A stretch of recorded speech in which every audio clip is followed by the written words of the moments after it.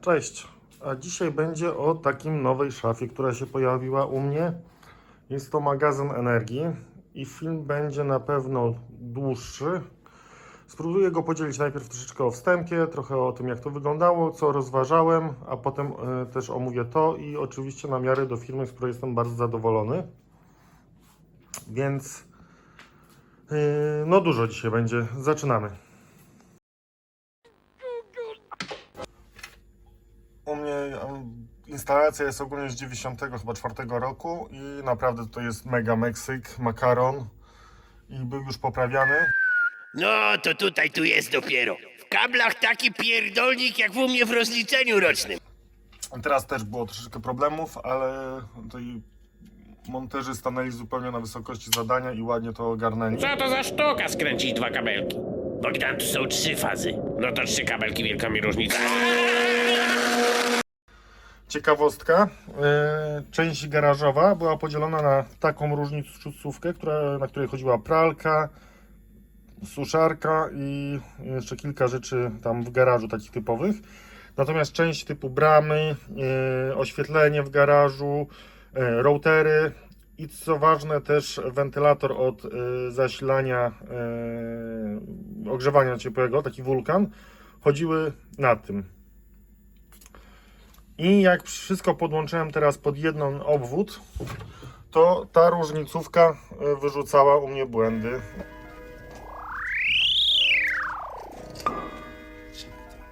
Znaczy błędy, no po prostu bo wyrzucała.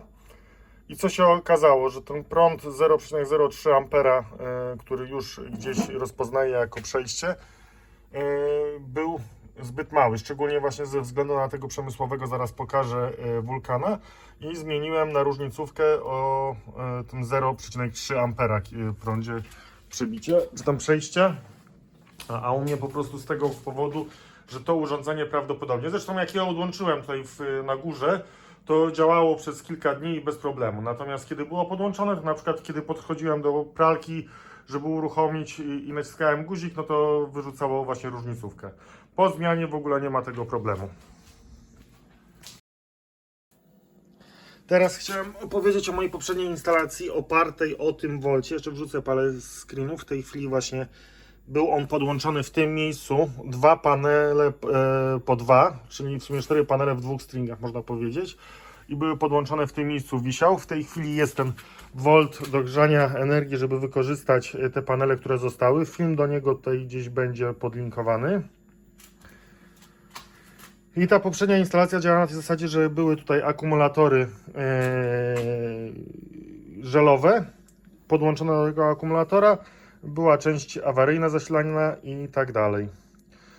Minusem tego rozwiązania było to, że działało w ogóle w trybie wyspowym. Kiedy nie było prądu, to rzeczywiście miałem ratunek na te bramy garażowe, pompę ciepła miałem do tego podłączoną, ale też produkcja jaka była z paneli, tylko z tych 4 w modelu wyspowym działało. Całe pozostałe te 980 W na dachu paneli nie brało udziału w produkcji, ponieważ nie było prądu.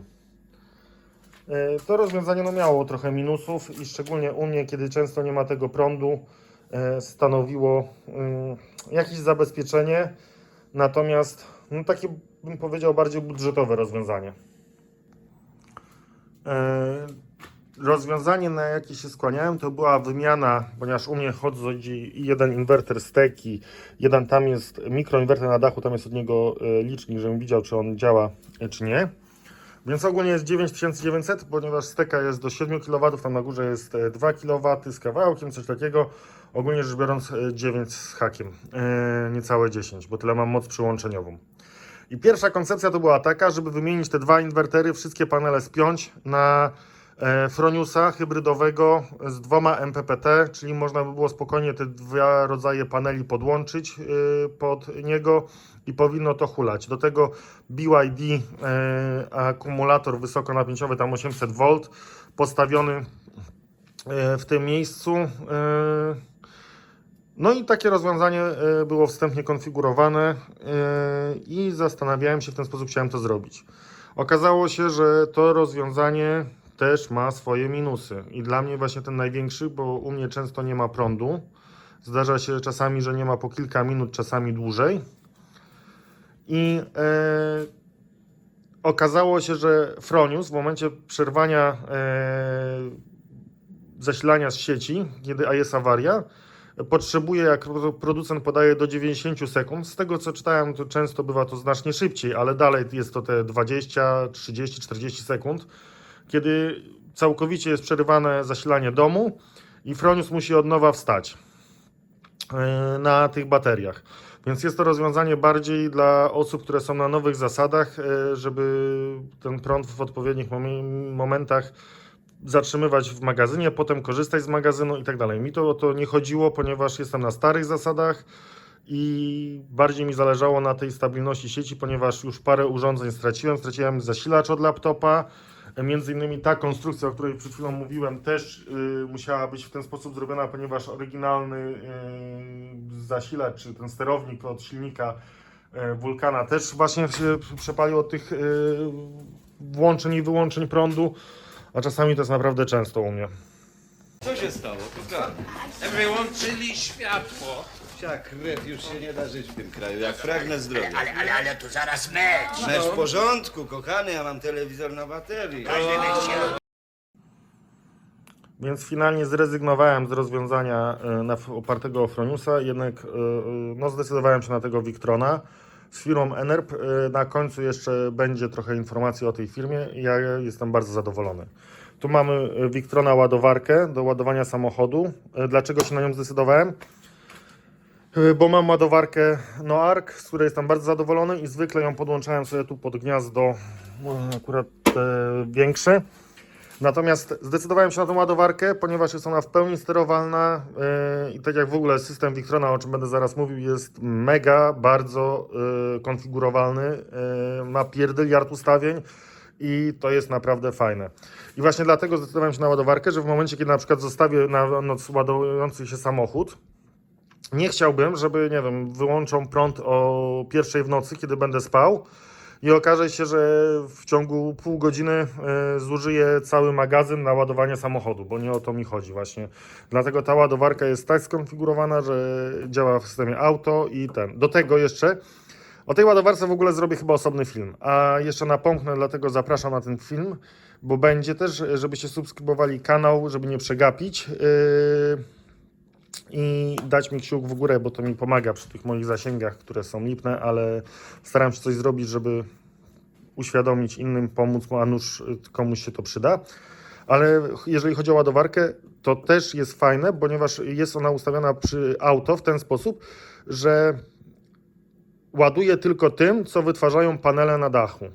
Czyli jeżeli produkuje 5000 W na panele produkują, idzie to tutaj i w tym momencie w domu zużywam 500, to 4,5 kW ładuje samochód. Nagle włączam pralkę czy coś i spada, wtedy automatycznie zmniejsza się moc ładowania na samochód. Więc jest to bardzo fajne. Tu mamy ekran sterujący, który nam podaje. W tej chwili mamy godzinę chyba tam 8:40 i z tych rzeczy istotnych jest produkcja z paneli, jest odbiór w domu, jest całe nasze serce urządzenia, jest sieć i są akumulatory w tej chwili na 90%. Może też pokażę w całości tą szafę, że wygląda naprawdę zgrabnie, bardzo ładnie, elegancko wykonana szafa. Wszystko w środku za chwilę pokażę.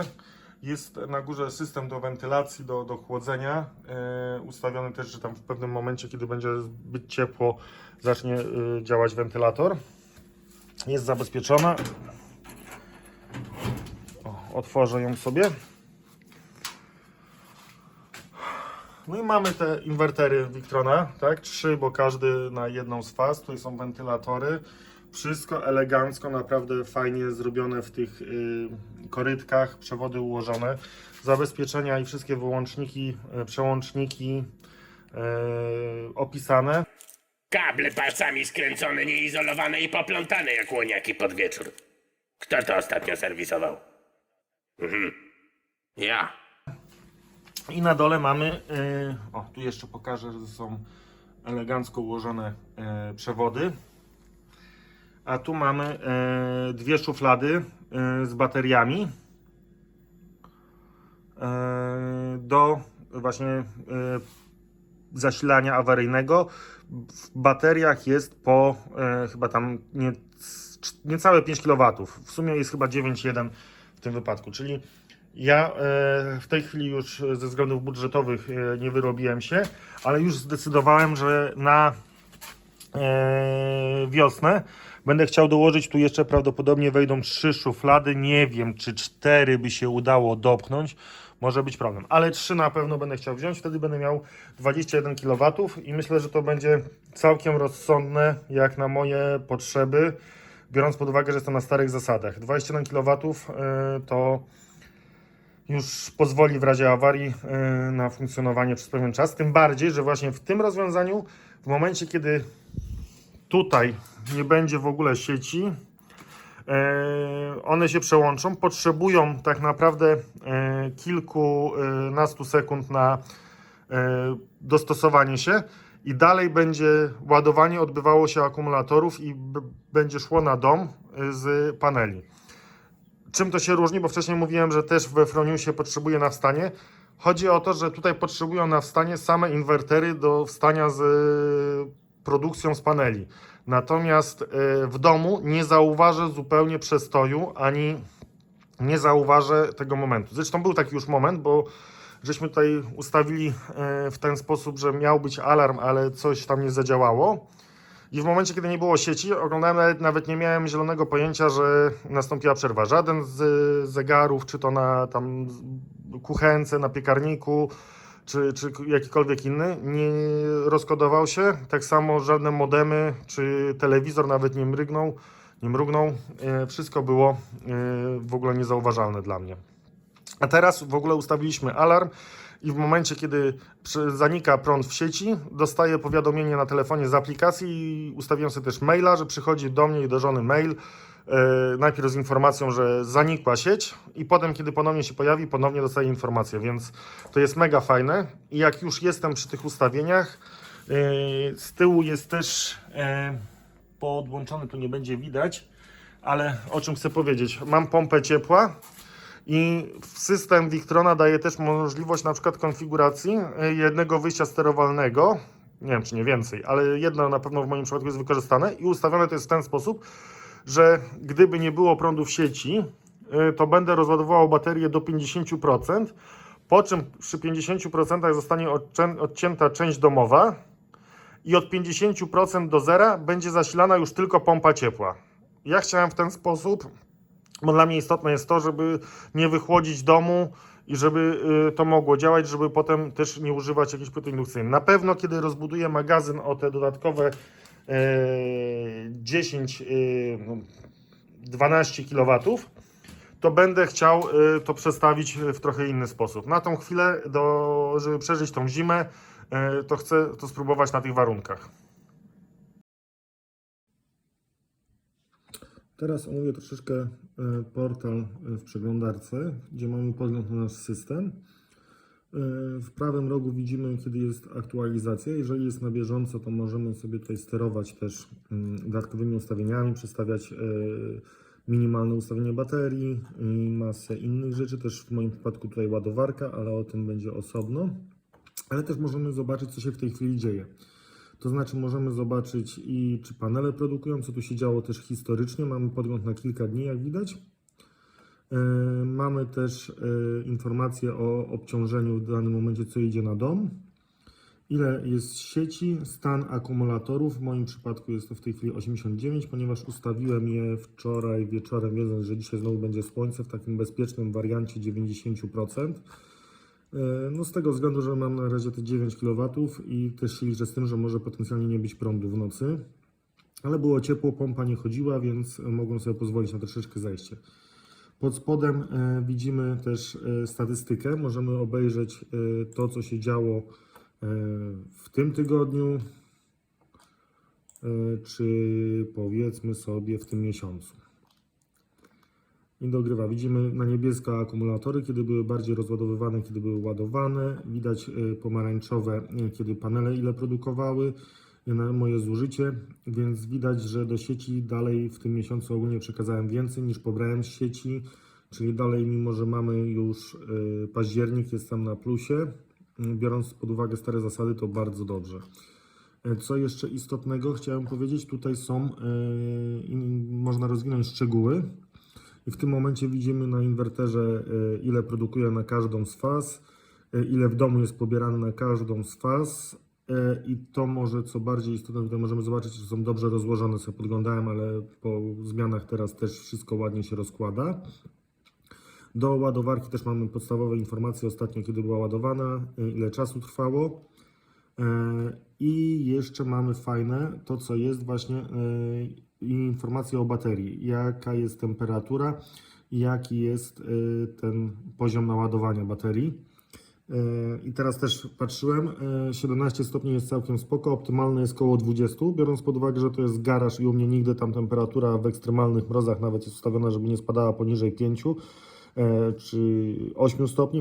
Podwyższę ją prawdopodobnie trochę na tą zimę, żeby też te baterie były troszeczkę, miały dobrą temperaturę, a i samochód też elektryczny i też biorąc pod uwagę dla własnego komfortu, że tam jest pralka, suszarka i lodówka, będę chciał to oscylować właśnie na poziomie przynajmniej tych 15 stopni.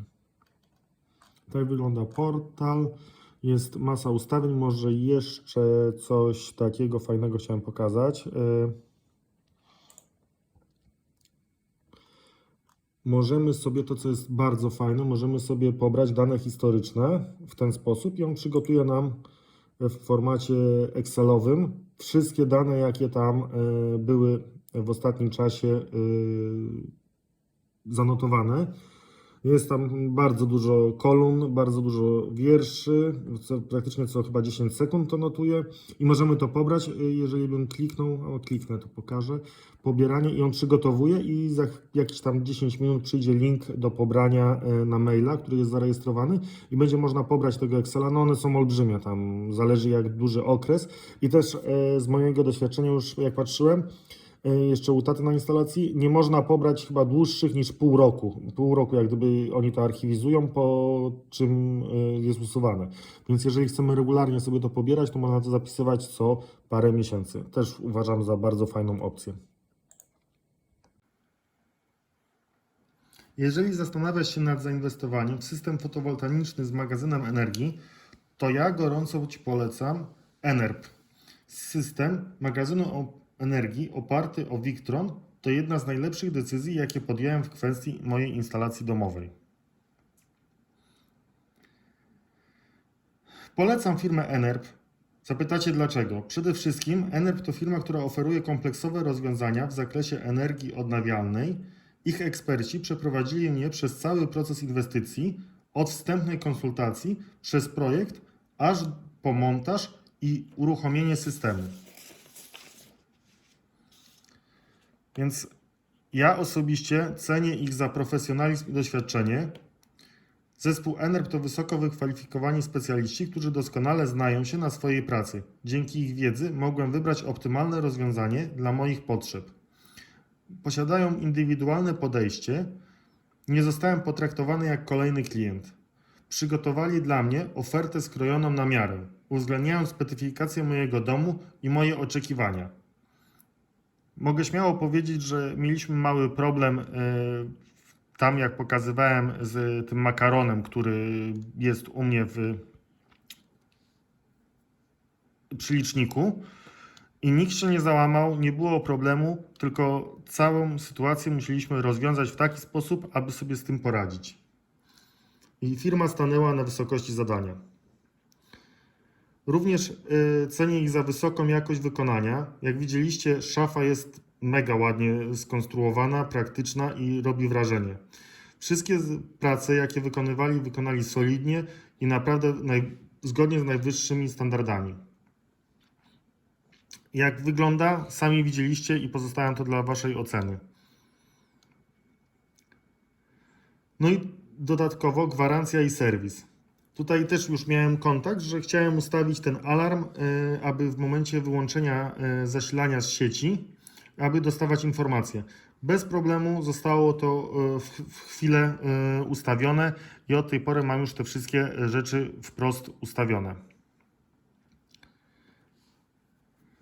Co najważniejsze, ENERP oferuje swoje usługi w bardzo rozsądnej cenie. Zważywszy na jakość wykonania, kompleksowość oferty i długoterminowe korzyści, które płyną z posiadania takiego systemu, uważam, że to inwestycja, która szybko się zwróci. Jeśli szukasz firmy, która pomoże Ci w realizacji Twojego projektu związanego z energią odnawialną, ja gorąco polecam ENERP. Nie pożałujesz tej decyzji.